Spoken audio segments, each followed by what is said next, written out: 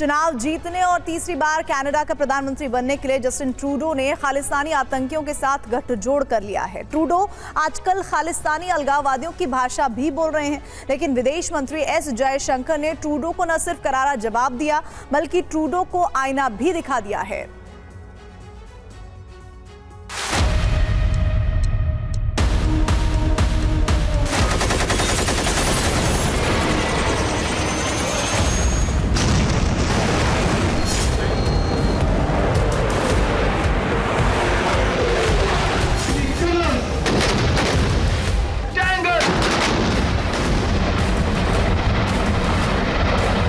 दुनिया आज कहती है विश्व बंधु, वो देश भी है, व्यक्ति भी है, और आप जानते हैं कि मैं किसकी बात कर रहा हूं।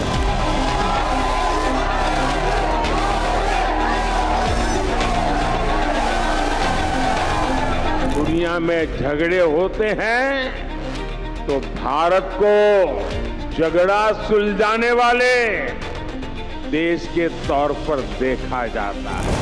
Prime Minister Modi is the boss.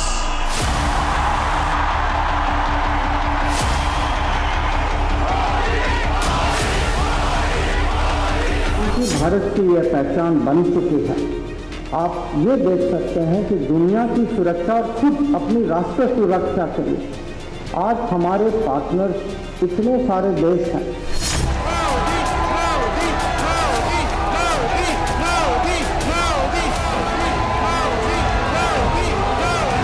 आज भारत की दुनिया में जो साख है ना, वो नई ऊंचाई पर है।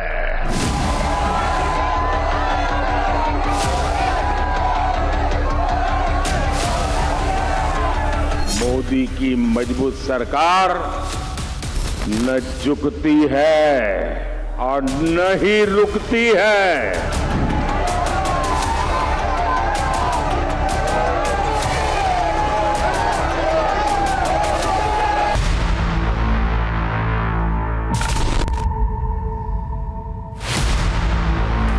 The fact is, number of gangland people, number of people with organized crime links from Punjab have been made welcome in Canada.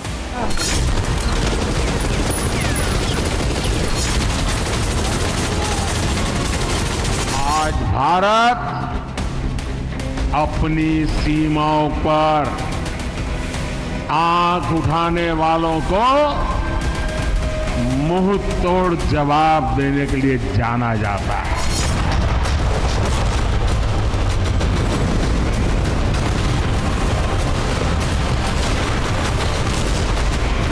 भाइयों, यदि कोई भारत को आंख दिखाएगा तो हम उससे बड़ी आंख करके दिखाएंगे।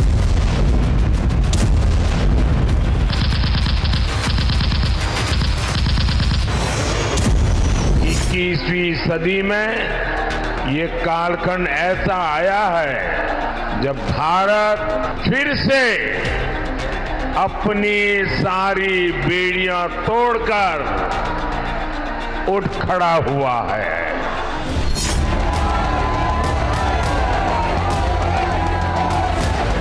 बस भारत का यही ग्लोबल कद दुनिया के कुछ देशों को चुभ रहा है।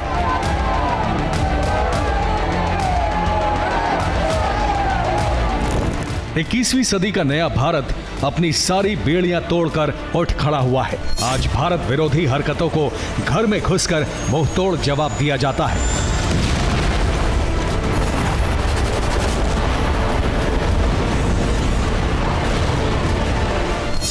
चीन और पाकिस्तान जैसे आतंक परस्त और विस्तारवादी मंसूबे वाले देशों को नए भारत की ग्लोबल ताकत से डर लगना स्वाभाविक है।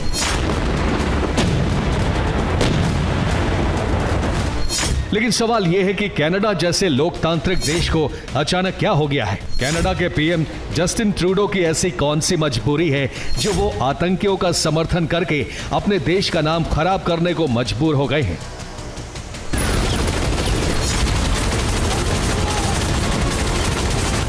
खालिस्तान समर्थकों की बैसाखी लेकर सरकार चलाने वाले कनाडा के प्रधानमंत्री जस्टिन ट्रूडो ने एक तरफ खालिस्तानी आतंकी हरदीप सिंह निज्जर का नाम लेकर आतंकियों की खुली वकालत की, तो दूसरी तरफ Canada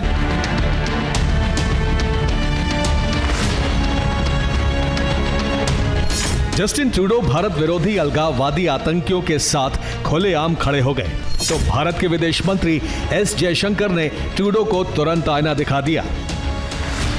Okay, I mean, somebody may have been arrested, the police may have done some investigation. But the fact is, number of gangland people, number of people with organized crime links from Punjab have been made welcome in Canada. We have been telling Canada, saying, look, these are wanted criminals from India. You have given them visas, they have come, many of them in false documentation. And yet you allow them to live there. विदेश मंत्री S Jaishankar ने साफ साफ और दो टूक शब्दों में कहा कि खालिस्तानी आतंकी हरदीप सिंह निज्जर की हत्या को लेकर कनाडा में जो कुछ हो रहा है उसके पीछे कनाडा की आंतरिक राजनीति और ट्रूडो की सियासी मजबूरी है और इसका भारत से कोई लेना देना नहीं है। Biggest problem right now is in Canada, because in Canada, actually, today the party in power in Canada, other parties in Canada have given these kinds of extremism, separatism, advocates of violence a certain legitimacy in the name of free speech. See, when you tell them something, their answer is no, we are a democracy, but it is free speech. But the point that they need to understand, this kind of, it's no longer a world which runs as a one-way street. That if there are things which happen out there, there will be pushback. The Newton's law of politics will apply there also. That there will be a reaction. Others will, take steps or counter it.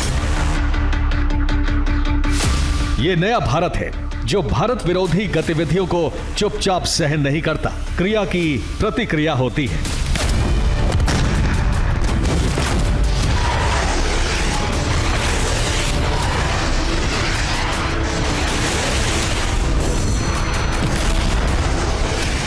Bharat विरोधी हरकतों का तुरंत करारा जवाब दिया जाता है। लेकिन कनाडा में जो कोहराम मचा है उसका जिम्मेदार भारत नहीं। कनाडा में खालिस्तान समर्थक और आतंकियों को पालने पोसने और उन्हें सुरक्षित मंच देने वाले कनाडा के प्रधानमंत्री जस्टिन ट्रूडो किसी भी तरह चुनाव जीतने के लिए कनाडा के लोकतंत्र को बर्बाद कर रहे हैं। If you decide to import for political purposes people with very dubious, actually very negative background, there will be issues. They have, in some cases, created problems in their own country as a result of their own policies. No, why would we fear? I mean, if something happened there, it is for them to worry about. विदेश मंत्री S Jaishankar ने Canada को अपना घर संभालने की कड़ी नसीहत भी दे दी और वोट बैंक के लिए आतंकियों का साथ लेने वाले कनाडा के पीएम जस्टिन ट्रूडो का चेहरा भी दुनिया के सामने बेनकाब कर दिया। When I see, for example, these kinds of attacks or threats to our embassies, because they concern me very deeply, and I tell the foreign minister, saying, suppose it happened to you, if it was your diplomat, your embassy, your flag, how would you react? Canada बार बार खालिस्तानी आतंकी हरदीप सिंह निज्जर की हत्या के पीछे भारत का हाथ होने का बेबुनियाद दावा करता है, पर कभी कोई सबूत नहीं देता। जून 2023 में खालिस्तानी आतंकी हरदीप सिंह निज्जर की कनाडा के ब्रिटिश कोलंबिया में गोली मारकर सरेआम हत्या कर दी गई थी। मार्च में कनाडा ब्रॉडकास्ट कॉरपोरेशन यानी सीबीसी पर उसकी हत्या का वीडियो जारी किया गया, जिसमें हमलावर कथित तौर पर निज्जर को गोली मारते हुए दिखाई दे रहे थे। और अब कनाडा पुलिस ने खालिस्तानी आतंकी हरदीप सिंह निज्जर की हत्या मामले में 3 संदिग्धों को गिरफ्तार किया है।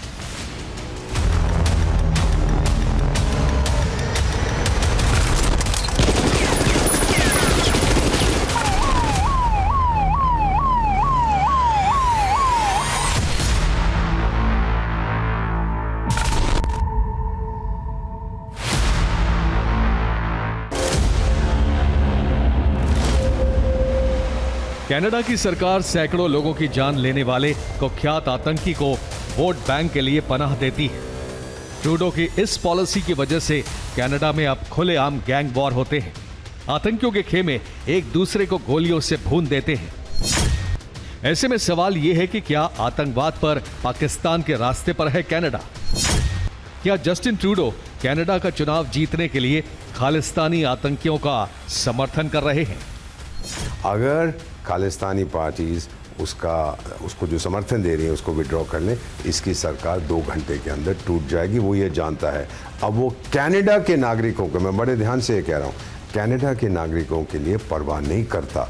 वो परवाह करता है तो सिर्फ खालिस्तानियों की। ये वोट बैंक है और यही वोट बैंक कनाडा को बर्बाद करेगा। मैं देख रहा हूँ ये बर्बादी आते हुए।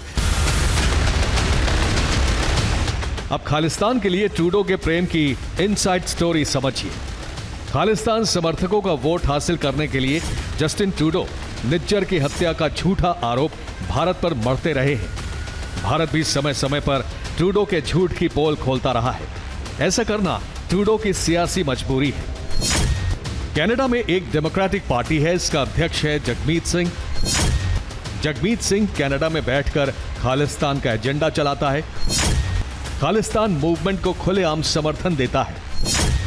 उनकी पार्टी ने 2021 के चुनाव में 25 सीटें जीती थी। उस समय ट्रूडो की लिबरल पार्टी को 157 सीटें मिली थी। तब ट्रूडो के लिबरल पार्टी बहुमत से 13 सीट दूर थी। उस समय जगमीत सिंह की डेमोक्रेटिक पार्टी ने उन्हें समर्थन दिया था। ट्रूडो कैबिनेट में डेमोक्रेटिक पार्टी आज भी अहम भागीदार है और उसी की बैसाखी पर जस्टिन ट्रूडो कनाडा के प्रधानमंत्री हैं। ट्रूडो के लिए सत्ता में रहने के लिए जरूरी है जगमीत को खुश रखना। ट्रूडो जगमीत सिंह को नाराज नहीं कर सकते हैं, यानी सारा खेल कुर्सी और सत्ता का है। अब एक बार फिर कनाडा में चुनाव हैं। चुनावी साल में ट्रूडो अपनी कुर्सी बचाने के लिए वही कर रहे हैं जो 1980 के दशक में उनके पिता ने किया था।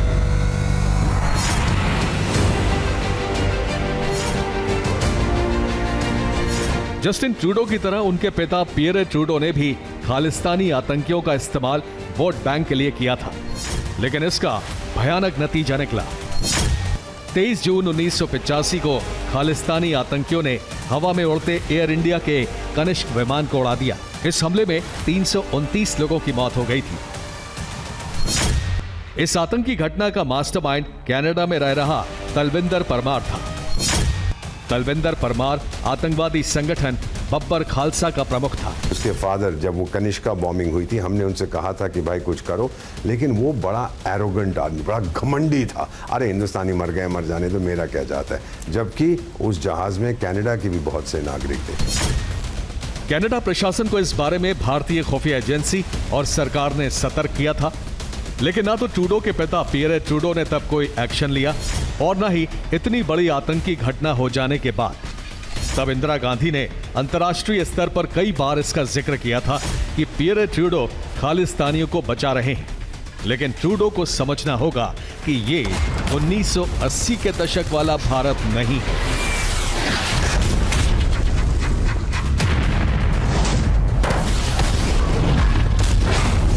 आज भारत अपनी सीमाओं पर आंख उठाने वालों को मुंह तोड़ जवाब देने के लिए जाना जाता है। आज भारत डोजियर नहीं भेजता है, आज भारत घर में घुस करके मारता है।